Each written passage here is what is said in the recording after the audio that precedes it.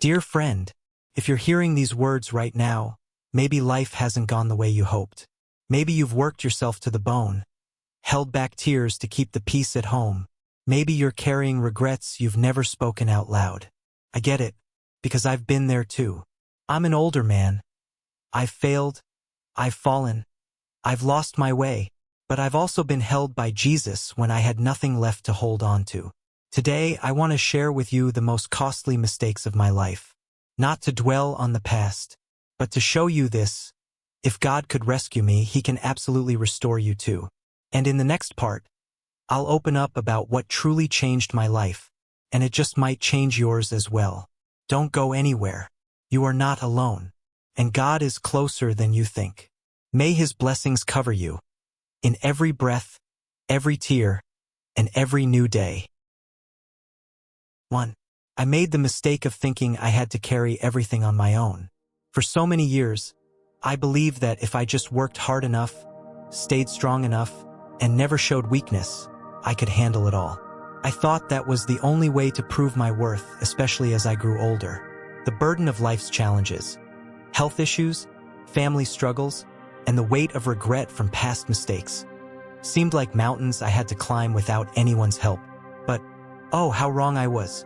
Maybe you felt the same way. Maybe you found yourself trying to be the strong one, thinking that everyone depends on you, and you just can't show cracks in your armor. It's exhausting, isn't it? The endless striving, the feeling that you have to be in control of everything, even when it's too much to bear. But there's something I wish I had understood sooner. We weren't meant to carry everything alone. The Bible speaks to this truth time and time again.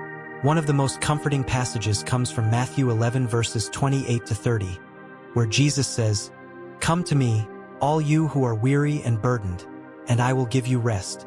Take my yoke upon you and learn from me, for I am gentle and humble in heart, and you will find rest for your souls. For my yoke is easy and my burden is light." When I first read this verse, it hit me hard. All these years I had been carrying everything on my own, when Jesus was right there, offering to take that burden from me. Imagine that God, who created the universe, offering to take the weight of our struggles, our pain, and our fears.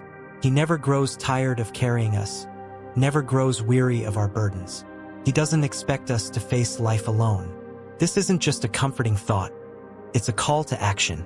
So many of us, especially as we grow older, fall into the trap of thinking we have to handle everything ourselves. It's like we've forgotten that we don't have to be invincible. Instead of keeping everything inside, we should reach out, whether it's through prayer, seeking help from others, or even just admitting that we're not okay. God is there, ready and willing to help, and we need to remember that asking for help doesn't make us weak. It makes us human. I wish I could tell you how many times I've struggled with this. There were days when I couldn't sleep, my mind racing with worries about family, health, the future, wondering if I had made enough of an impact in the world, if I had done enough to take care of my loved ones. I remember thinking, I can't let anyone down, but that mindset only made things harder. One day, though, I realized something powerful. By carrying everything alone, I was shutting out the very help I needed. It was a moment of clarity. I had to trust God with my burdens, and in doing so, I could find peace. That peace, which I had longed for, was never going to come from my own efforts or willpower alone. It came when I laid it all down at God's feet, surrendered my need to control everything, and said, "Lord, I can't do this by myself anymore." I'm not saying it's easy. No, it's far from easy. Letting go of control, especially when life's challenges are so overwhelming, takes courage. But the reward is worth it. You don't have to carry those burdens alone. In fact, God invites you to rest in His embrace, to allow His strength to lift you when you can no longer stand on your own. So, my dear friends, if you find yourself feeling exhausted, overwhelmed, or even just uncertain of what the next step is, remember that you don't have to carry it all. God is ready to take the weight off your shoulders. Trust in Him, and He will lead you through the struggles. You are not alone. And as we reflect on this, think about your own life. What are the burdens you've been carrying alone? Are there areas where you could trust God more deeply? Take a moment to think about it. We'll continue this conversation in the next part, where we'll talk about how to truly release those burdens and experience the freedom God promises. Stay with me, there's more ahead. 2. I made the mistake of chasing after work and forgetting about my family. For years, I was caught up in the rush to build a career, to climb the ladder, to prove to myself and to the world that I could succeed. The pressure to achieve more, to be more, to do more, it was overwhelming. And in all that hustle, I lost sight of what truly mattered. My family, my loved ones, the very people who had been there for me when no one else was. I know some of you might be nodding your heads right now, maybe even feeling a pang of guilt or regret. We've all been there, haven't we? We get so wrapped up in our work, in our goals, in the pursuit of success, that we forget to check in with the people who matter most. The truth is, success without love, without the relationships that anchor us, is empty. It's a false idol. I had to learn this lesson the hard way. There were moments when I'd come home after a long day at the office, only to find that my family had already gone to bed or was distant, emotionally drained from my absence. I was building something, yes, something that looked good on paper, something that others would admire, but I was losing the very people who made my life rich and full. Then one day, I read a verse that shook me to my core. Matthew 6 verses 19 to 21 says, "Do not store up for yourselves treasures on earth, where moth and rust destroy, and where thieves break in and steal. But store up for yourselves treasures in heaven, where moth and rust do not destroy, and where thieves do not break in and steal. For where your treasure is, there your heart will be also." I realized that I had been storing up treasures on earth. Promotions, accolades, a bigger paycheck, but those things wouldn't last. They were fleeting. What truly mattered, what truly had eternal value, was my family, the love we shared, the memories we created together. In my pursuit of earthly success, I had overlooked the treasure of relationships, the most valuable thing I could possess. I'm not saying work is unimportant or that we shouldn't strive for success, but we must remember that true success isn't measured by the title on our business card or the number of zeros on our paycheck. Real success comes when we are surrounded by the love of our family, when we give our time and attention to the people who mean the most to us. That's the treasure that will never fade. As I look back now, I wish I had spent more time with my children, more time with my spouse, more time with my parents. The memories I cherish most are not the ones of business meetings or late-night work sessions. They are the ones of laughing together around the dinner table, of quiet moments spent in each other's company, of sharing stories and listening. Those moments are priceless, and they are the true measure of success. So, if you find yourself in a similar situation, if you've been focusing so much on your work that you've forgotten to nurture your relationships, please take a moment to reflect. What is it all for? Is it worth it to gain the world and lose the ones you love? I promise you, the success that matters most is not found in accolades, but in the hearts of the people who love you. As you think about this, I encourage you to make a change today. It's never too late to reconnect, to spend more time with your loved ones, and to prioritize what truly matters. Ask yourself, who are the people you've neglected because of work? How can you restore those relationships? It may take effort, but the rewards are beyond measure. Let's continue this journey together in the next part. In the next section, we'll talk about how to create a balance between work and life, so we can have both success and the love that truly sustains us. Stay with me, there's more to discover. 3. I made the mistake of not knowing how to humble myself and say I'm sorry. For many years, I thought that admitting fault meant weakness. I believed that if I apologized, I would somehow be lesser, that my pride would be chipped away. So, I let my ego get in the way of my relationships. When I hurt someone, whether it was a family member, a friend, or a colleague, I held back from saying those simple words, "I'm sorry." I'm sure many of you can relate to this. It's not easy to apologize, especially when you're the one who feels wronged or when you think you have a good reason for your actions. But over time, I began to realize that the failure to apologize was one of my greatest mistakes. It's like I was holding onto a wound that I refused to let heal, simply because I couldn't bring myself to admit I was wrong. The Bible has a powerful message about humility and reconciliation. In Matthew 5 verses 23 to 24, Jesus says, "Therefore, if you are offering your gift at the altar and there remember that your brother or sister has something against you, leave your gift there in front of the altar. First go and be reconciled to them. Then come and offer your gift." This passage hit me hard because it showed me that God values reconciliation above all. It's not about holding on to pride or being right. It's about mending relationships, healing wounds, and making things right. I wish I had known earlier how much a simple apology could mean. Apologizing doesn't make you weak. It makes you strong enough to recognize that relationships are more important than pride. It takes courage to lower your guard, to admit your faults, and to ask for forgiveness. It's an act of humility, and humility is a virtue that brings people closer together.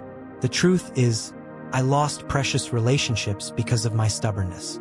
I held on to my pride, thinking I was preserving my dignity, when in fact I was pushing people away. I wish I could go back and undo those moments, but I can't. What I can do, and what you can do, is learn from those mistakes and make a change moving forward. Think about it. How many relationships in your life have been strained because someone refused to apologize? Maybe it's a family member, a friend, or even a colleague who's still holding onto a grudge because neither of you could bring yourselves to say, "I'm sorry." I want to ask you today, what's the cost of that pride? How much has it hurt you, and how much has it hurt the other person? One of the most freeing things you can do is to let go of your pride and offer a heartfelt apology. A simple "I'm sorry" can mend a broken heart, rebuild trust, and heal old wounds. When you apologize sincerely, not only are you making the other person feel heard and understood, but you're also allowing yourself to release that burden of guilt or anger you've been carrying. I remember a time when I finally did apologize after years of holding on to my pride. It was to a close family member, someone I had hurt deeply with my words. I had convinced myself that I was right, that I had valid reasons for my actions. But the truth was, my reasons didn't matter when it came to the harm I had caused. When I humbled myself and said, "I'm sorry," I didn't expect forgiveness right away, but the weight that lifted off my heart was worth more than any pride I had held onto. And it was in that moment that I realized the power of an apology. It wasn't about proving I was right or wrong. It was about restoring peace, rebuilding trust, and moving forward together. So, I ask you today, is there anyone in your life with whom you need to make amends? Is there a relationship that has been fractured by pride or miscommunication? Don't let self-righteousness or fear of rejection hold you back. Take that step, humble yourself, and offer a genuine apology. It might not fix everything overnight, but it will open the door to healing and reconciliation. Remember, a timely apology can save a relationship, but pride can destroy it. Don't let pride rob you of the chance to restore something beautiful. As we continue this journey, think about the power of forgiveness, both giving and receiving. In the next part, we'll explore how to truly forgive, not just with words, but with our hearts. Stay with me, and let's keep walking down this path of healing and restoration. I remember the day my life fell apart, piece by piece, like a rotting wooden house that I didn't realize had been eaten away by termites for a long time. It was a Thursday morning in Ohio. The air was bitterly cold, and snow covered the parking lot outside the factory. I walked into the office, only to receive a termination letter. After 32 years of service, they called me a burden. They weren't wrong. I had made a mistake in a major project, and the costs had tripled. But what hurt more was that no one stood up for me. Not a single colleague, the ones I used to share morning coffee with, the ones I helped shovel snow off their cars during winter, the ones who used to pat my back and say, "We're family here." I drove home, not remembering how many times I stopped because of tears. When I arrived, I sat in the car for another hour, too afraid to step inside and tell my wife that I had failed. But that wasn't the end. That was just the first chapter of the fall. 3 months later, I discovered I had prostate cancer. I still remember the doctor's words, "It's not the most dangerous type, but you need treatment right away." What he didn't know was that I didn't even have health insurance anymore. My savings had disappeared after losing my job. My credit card debts were at their peak. I hid my illness from my wife simply because I was afraid of seeing the worry in her eyes. I was no longer the provider. I was just a burden. I withdrew into the basement, ate ramen noodles, watched TV with no sound, avoided my children's eyes, avoided mirrors, because I was afraid to see the man I had become. And then one night, I thought about the worst. I got in the car, drove to the bridge, the cold wind, the cold railing. I placed my hand on it and looked down at the dark water below. I didn't scream. I didn't cry. I just whispered, "God, if you're still there, this is the moment you need to prove it." Silence. Then the wind blew harder, and I heard something, not clear, not loud, not thunder, just a feeling, as if someone was standing behind me, placing a hand on my shoulder. No one there, but my shoulder warmed, and my heart calmed. I turned around. I didn't jump. 3 days later, a letter arrived in my mailbox from someone I hadn't been in touch with for over 15 years. He was a former Bible study groupmate from college.